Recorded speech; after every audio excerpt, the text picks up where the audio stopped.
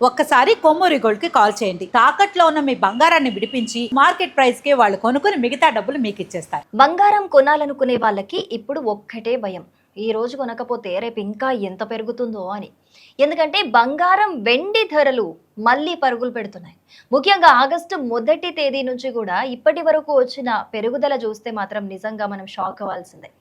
August 1న తులం బంగారం ధర సుమారు 1,44,220 రూపాయలుగా ఉంటే ఆగస్టు 13 నాటికి అది 1,55,130కి చేరింది. అంటే కేవలం 13 రోజుల్లోనే తులం మీద దాదాపు 10,910 రూపాయలు పెరిగిందన్నమాట. ఇక వెండి పరిస్థితి ఇంకా గట్టిగానే ఉందని చెప్పుకోవాలి. ఆగస్టు 1న హైదరాబాద్లో కిలో వెండి సుమారు 2.35 లక్షలుండగా ఇప్పుడు దాదాపు 2.60 లక్షల స్థాయికి చేరింది. అంటే కిలో మీద సుమారు 25,000 పెరుగుదలైతే మనకి ఇక్కడ కనిపిస్తోంది. ఇక్కడ అసలు విషయం ఏంటంటే బంగారం వెండి ధరలు ఒక్క రోజులో ఇలా పెరిగిపోవడానికి ఒక్క కారణం అయితే, అంటే ఒకటే ఒక కారణం అయితే మనం కన్సిడర్ చేయలేము, అలా ఉండదు కూడా. అంతర్జాతీయ మార్కెట్లో జరుగుతున్న ప్రతి చిన్న పరిణామం కూడా మన దగ్గర అంటే బంగారం ధరలపైనైతే ప్రభావం అనేది ఖచ్చితంగా చూపిస్తుంది. ఇటీవల అమెరికా ఇరాన్ మధ్య మళ్ళీ ఉద్రిక్తతలు పెరగడంతో ప్రపంచ మార్కెట్లో ఒక అనిశ్చితత పెరిగింది. ఇలాంటి సమయంలో ఇన్వెస్టర్లు ఎప్పుడూ కూడా సాధారణంగా స్టాక్స్ లాంటి రిస్క్ ఉన్న ఆస్తుల కంటే కూడా బంగారం లాంటి ఒక సేఫెస్ట్ ఇన్వెస్ట్మెంట్ వైపు అయితే మొగ్గు చూపిస్తారు. అందుకే భౌగోళిక రాజకీయ ఉద్రిక్తతలు పెరిగినప్పుడల్లా కూడా బంగారానికి డిమాండ్ పెరిగే అవకాశం అయితే చాలా ఎక్కువగా ఉంటుంది. అయితే యుద్ధ పరిస్థితుల్లో బంగారం ఎప్పుడు ఒకేలా పెరుగుతుందని అయితే మాత్రం మనం కన్ఫర్మ్ గా చెప్పలేము.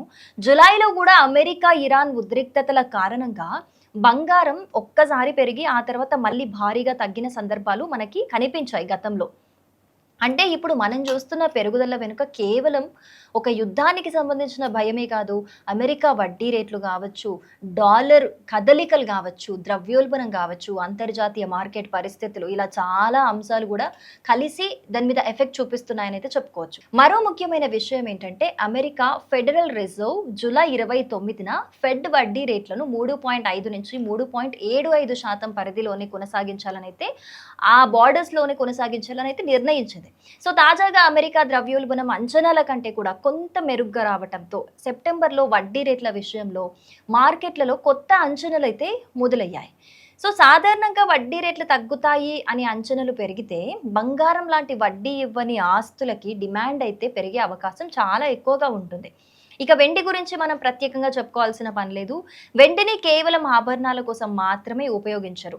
ఎలక్ట్రానిక్స్ కావచ్చు, సోలార్ ప్యానెల్స్ కావచ్చు, వివిధ పారిశ్రామిక అవసరాల్లో కూడా వెండికి బాగా డిమాండ్ ఉంటుంది. అందుకే పెట్టుబడి డిమాండ్తో పాటు పారిశ్రామిక డిమాండ్ కూడా పెరిగితే వెండి ధరల్లో వేగంగా ఆ ఫ్లక్చుయేషన్స్ అనేవి కనిపించే అవకాశం మనకు ఉంటుంది. అయితే ఇలాంటి పరిస్థితుల్లో చాలా మందికి వచ్చే ప్రశ్న ఒక్కటే, బంగారం ఇంకా ఎంత పెరగొచ్చు అని. సో గతంలోనే కొన్ని మార్కెట్ అంచనాలు 2026లో ఎంసీఎక్స్ బంగారం ధర 1.40 లక్షల నుంచి 1.45 లక్షల వరకు వెళ్ళొచ్చని చెప్పాయి. కానీ ఇప్పుడు ఆ స్థాయిని దాటి ధరలు ఇంకా పైకి కదులుతూ ఉన్నాయి. ఇక ముందు ముందు తులం బంగారం 1.60 లక్షల మార్కును కూడా దాటే అవకాశం ఉంది అని కొంతమంది బులియన్ మార్కెట్ నిపుణులు కూడా ఇప్పుడు అంచనా వేస్తున్నారు. కానీ ఇక్కడ ఒక విషయం మనం గుర్తుపెట్టుకోవాలి, ఇవి కేవలం అంచనాలు మాత్రమే.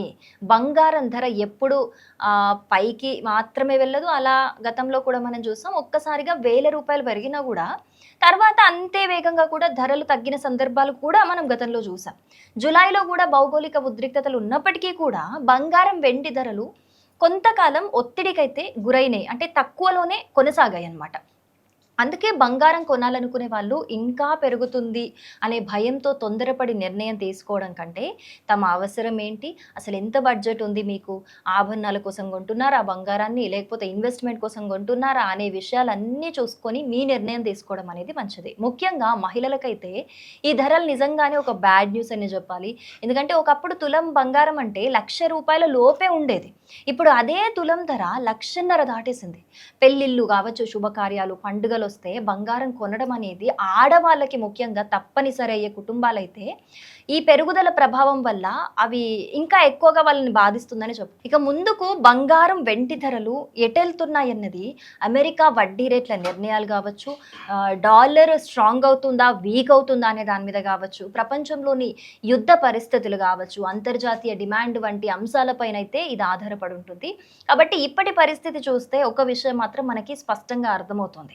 అదేంటంటే బంగారం కొనాలంటే రేట్ తగ్గుతుందేమో అని ఎదురు చూసే పరిస్థితి ఒకవైపు ఉంటే, ఇంకా పెరిగిపోతుందేమో అనే భయం మరోవైపు ఉంది. మరి ఈ బంగారం పరుగుకు ఎక్కడ బ్రేక్ పడుతుందో మనమైతే చూడాల్సి ఉంది.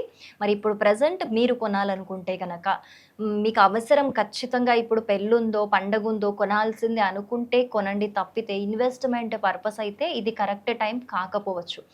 అలా అని చెప్పేసి బంగారం ఇంకా తగ్గుతుందేమో లేకపోతే ఇంకా పెరిగిపోతుందేమో కొంటాను అనే దానికంటే కూడా మీ దగ్గర ఒకవేళ మీరు ఖచ్చితంగా కొనాలని ఫిక్స్ అయితే కొంత ఇన్స్టాల్మెంట్ వైజ్ కొనండి. ఆ 2 నెలలకు ఒకసారి 3 నెలలకు ఒకసారి కొంటే ఫ్యూచర్లో తగ్గినా పెరిగినా మీకు పెద్దగా ఎఫెక్ట్ ఉండకపోవచ్చు. మరి మీరు ప్రజెంట్ బంగారం కొనాలనుకుంటున్నారా లేదా? బంగారం ధరలు బట్టి మీకేం అర్థమైంది తప్పకుండా కమెంట్ చేయండి.